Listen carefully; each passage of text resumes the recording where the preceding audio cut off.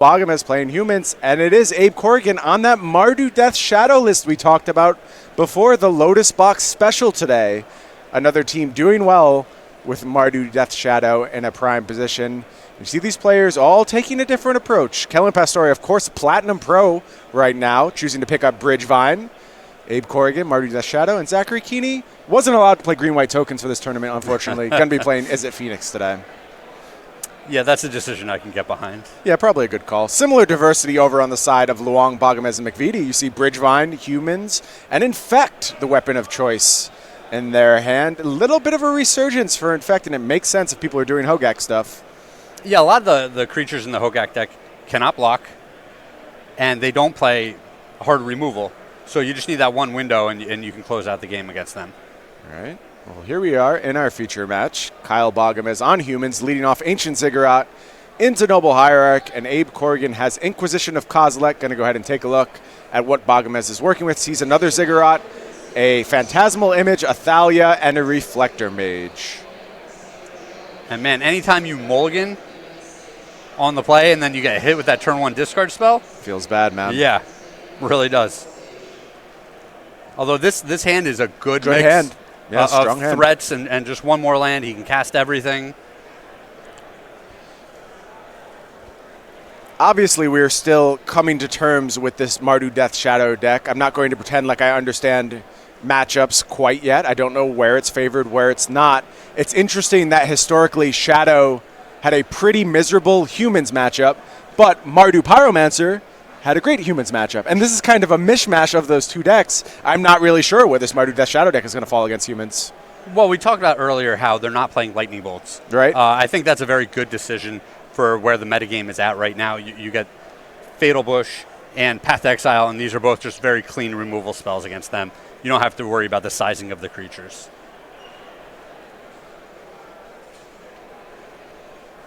Here you see Dreadhorde Arcanist going to enter the battlefield. If that starts working on some fatal pushes, that's going to do damage to Boggemes in a hurry. Yeah, that's a scary one to be looking at. And they're asking for a ruling on how your free spells work under Thalia.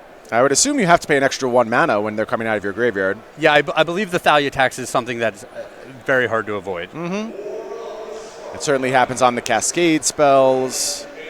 Most instances, you just have to pay for Thalia. The players go ahead and sort that one out.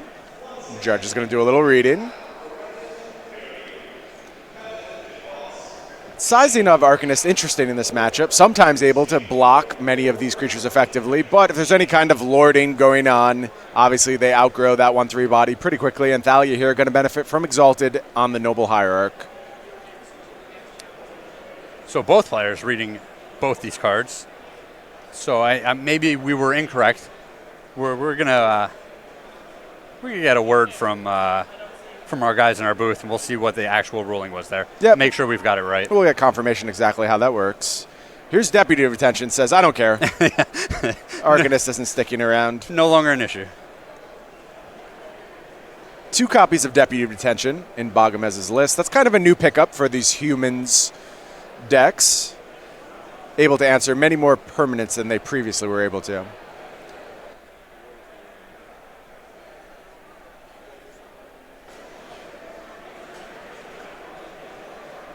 We have confirmed the tax does apply from Thalia on spells cast with Dreadhorde Arcanist, as we thought. Thalia gets paid. Thalia always gets paid. Meanwhile, Corrigan going to work with some 1-drops. Death Shadow, Giver of Runes.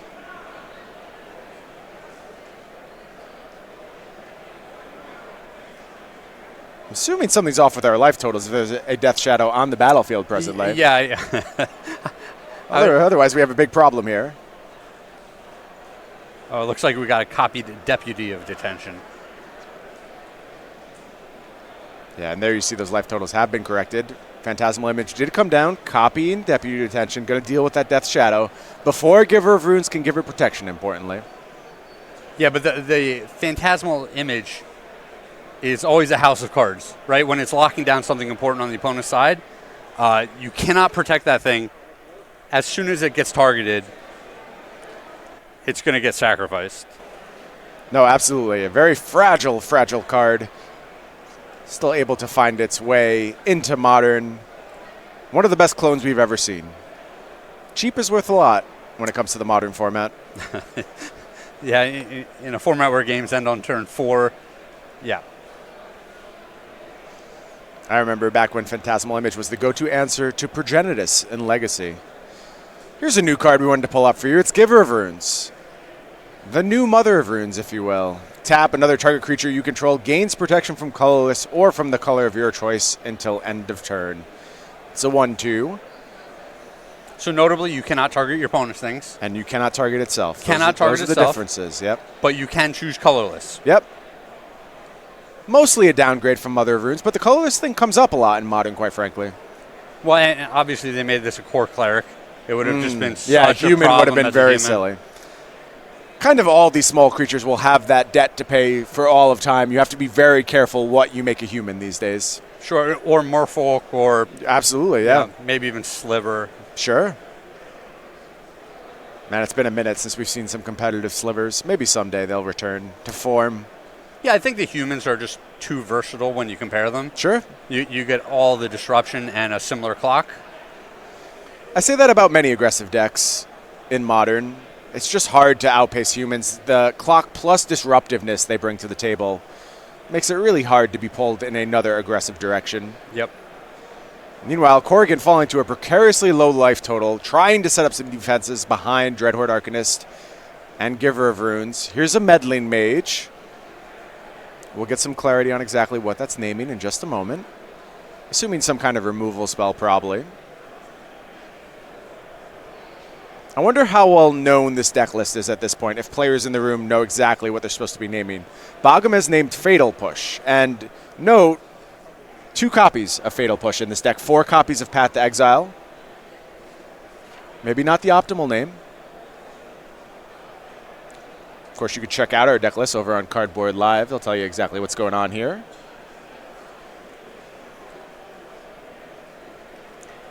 So turns back on Abe's side now. Abe's going to go ahead and, looks like, fetch or silent clearing. I think that's a silent clearing. Yeah, I think he's just cycling it. Yeah, going to draw a card here. And he's in this interesting spot where it's difficult for his opponent to attack. As long as he keeps deploying 1 or 2 creatures each turn, he can kind of keep things at parity on the board. Mm-hmm. And like we said, there's the danger if his opponent ever goes for the Alpha Strike. If the Phantasmal Image gets blown up, he gets another blocker back as well, and it's huge. Yeah. And so, if you're on the human side, you're like, holding your breath a little bit, hoping that doesn't happen. It's a precarious spot for sure. But Abe's also in this very awkward spot where maybe an Alpha Strike just kills him. Going to 1. It drew another Street Wraith, I believe. Not what he was looking for on the cycle.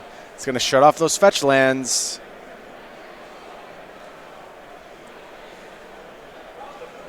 Here's a Reflector Mage, and that is going to garner a scoop from Abe Corrigan. And Kyle Boggemes takes down Game 1, Humans over Mardu Death Shadow. Boggemes not alone in that victory. The rest of his team also picking up Game 1. All matches pointing towards the team of Luong, Boggemes, and McVety thus far. Clean sweep. Yeah. So why don't we go ahead and take a look at sideboards for these players. We'll start with Abe Corrigan. Over on the left-hand side there, you see 4 Yixla Jailers, 3 Lingering Souls, 3 Plague Engineers. Wow, that's a banger in this matchup. 1 Gideon of the Trials, 1 Liliana's Triumph, 1 Celestial Purge, 1 Grim Lava Mancer, and finally 1 Engineered Explosives.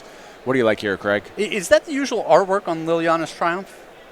I don't think so. And it may actually not be Liliana's Triumph. I'll get a confirmation on that. We do have deck lists right in front of us, right? Let's take a look. No, wait, that's Knight's Whisper. Okay. Pay 2 life, draw a couple cards? Sure. Wow, okay. So his sideboard's great for this matchup. Yeah. Obviously, we like the Plague Engineers. You're going to have them come in, name humans. The Pyromancer is great here. The ability to just pick off things for 1 mana early in the game is massive. And I also like the Engineered Explosives. Meanwhile, over on Boggemes' side, we are looking at Dismember, one Ravenous Trap, one Grafdigger's Cage, 2 Collector Oof, new card there, 3 Auroch Champion, 3 Militia Bugler, and 4 Leyline of the Void. What do you like there, Craig? So this is a question of what Kyle thinks about this matchup, which, I mean, he might not even be 100% what he wants to do because it's such a new deck into the meta game. If you think it's going to be grindier, it's going to go a little longer, your opponent's going to have removal, you're going to want these Militia Buglers in the deck. There is some argument for the Auroch champions. They block so well against Death Shadows, and they attack through it. But if you know that your opponent's bringing in, a whole bunch of Engineer Plagues, it's not a card. You don't want to just fill your deck with 1 toughness things. Sure, definitely a risk there. It'll be interesting to see if he wants to lean on those Auroch champions or not. I think we may have some other action we want to bring to you right now. It sounds like this match is moving ahead at a rapid pace, and we want to make sure to get as much magic on camera as possible. So we want to pop over to another match. We're going to go over to Kellen Pastore and Max McVety. Take a look at what they're up to.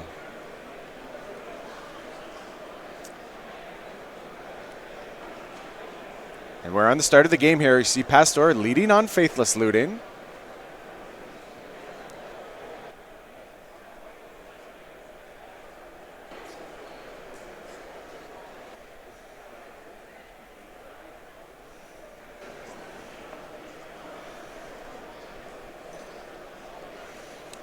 So we've got this infect Bridgevine matchup, which we commented on briefly at the start of the round.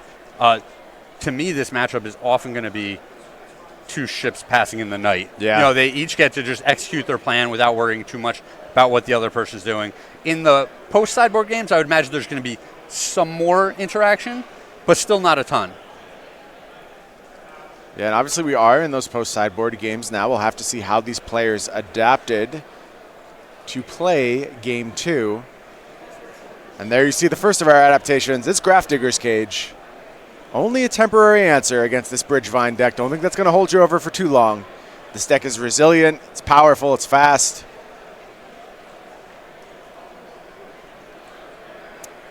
Yeah, it's interesting that there's this mix of all different sideboard cards that people can use, and all of them do something, but most of them don't do everything. Right. The enchantments are pretty vulnerable to the sideboard cards that people bring in to kill the enchantments. Wispmare and the cards of that ilk. We're looking at the Grafdigger's Cage, which is not particularly good against Bridge from Below. So it's interesting how people are choosing all different avenues to try to fight these graveyard decks. Yeah, all of them just incomplete answers, quite frankly. You get what you can, but... Well, I've heard some people talking about how the Jailer is the best option right now because a lot of people don't side in creature removal. Right. They're expecting, Wispmares and Nature's Claims and things like that. And so if it's on a creature that's shutting off the graveyard, it's harder to interact with, which is kind of funny to say. It's rare in a format where the creatures are the things that are hard to interact with. Right. I get it, though, and Yixla Jailer has certainly proved its worth thus far today. But like you said, no perfect answers. There are removal spells. There you see Fatal Push. I mean, it's being used to a different purpose, but Pastore does have access to removal in the post-board games. An Altar of Dementia just sitting on the battlefield, desperate to get up to some shenanigans. We do have a result from our first match. It involves Marcus Long taking down Zachary Kiihne. Bridgevine over Is It Phoenix, 2-0. So I think Max was super happy with that exchange there. Obviously, you don't want your Bladed Ancient to just die, but having your opponent invest multiple cards, your opponent actually resolved their own Bridge from Below situation for you. Yeah. You didn't have to do it yourself. Ideally you just untap and you have all your spells protect your creature. But at least the way that it happened, your opponent's not doing a whole lot. You have plenty of time to just muddle around and find another threat. Meanwhile, Pastore is going to get back to stocking up that graveyard. It's going to be a while until those creatures get unlocked, but happy to put Vengevines and the like into the bin for the time being. And meanwhile, getting a little beatdown going. Couple of zombies on the battlefield for Pastore. Well, and Hogak's going to be online next turn, right? Which is a great blocker against things that can block. Obviously, a lot of the infect creatures are evasive, but Hogak is also just a ridiculous clock. And so if he's able to deploy one of those next turn, it'll be very good for him. Of course, closes the game very quickly. I should note Max McVety does have 4 copies of Leyline of the Void in his sideboard. Not like he didn't come prepared for this matchup. Definitely accounting for it. No way to cast those Leyline of the Voids, just playing them because he needs them. And that's a crazy place for things to be at. I mean, it speaks to the format, right? I mean, if people Absolutely are going to does. show up with Hogak and try to win on turn 2, you need to have lots of ways to answer that. And there you see one of those Leylines of the Void in Max McVety's hand. Unfortunate. Here comes some more zombie beats. Zombie shambles. Zombies can beat, right? I don't know what zombies get up to in their free time. I try not to associate with zombies for the most part. Oh, they get one whiff of brains and they get all hot and bothered. Exactly. Go rushing around. Looks like McVety going to make some blocks here. It's Noble Hierarch on a zombie. Going to go ahead and fire off Mutagenic Growth. Get that Noble Hierarch a little bigger so it survives combat. Here comes Insolent Neonate, looking to continue this anemic beatdown plan.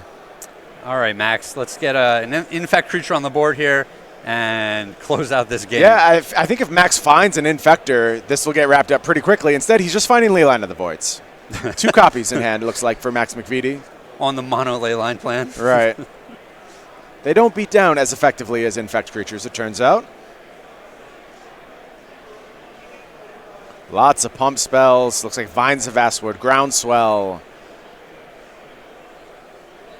Yep, looks like a Might of Old Cross in there, too. Might of Old Crosa. And this is kind of like whoever finds what they're looking for first. So if Kellen can get that cage off of the board, it'll just open up his whole deck, and we'll see him go nuts here. Ooh, we're going to go the damage route. Yeah, it's Noble Hierarch time. Here comes a Might of Old Crosa Noble Hierarch attacking for 5. I have definitely died to the B plan from the Infect deck before. Oh, for sure. I think it's very real. It's a little bit frustrating when it happens. I think the Infect players live for it, quite frankly. That's what they're here for. Gravecrawler, shambling into the red zone. Carrion Feeder is the backup play. And boy, are these 2 decks not functioning at their highest level right now. This is magic as we want to see it. Just shrugging along. Here's a scale up on Noble Hierarch. We're going to keep this beatdown plan going. Yeah, how big are we going here this turn? Well, you got 7 thus far. More pump spells in hand if McVety wants to go with them. Again, Groundswell at the ready. Did play a land this turn. Not going to be much blocking over on Pastore's side. Well, Pastore does have the line where he can mill himself with the altar, and if he hits another bridge from below, he can sacrifice the Carrion Feeder to itself. Right. And end up with a 2/2 to block with. Found Vengevine instead, and more pump spells headed the way of Noble Hierarch. What are we at, 11 right now? I think we're swinging for 11 right now.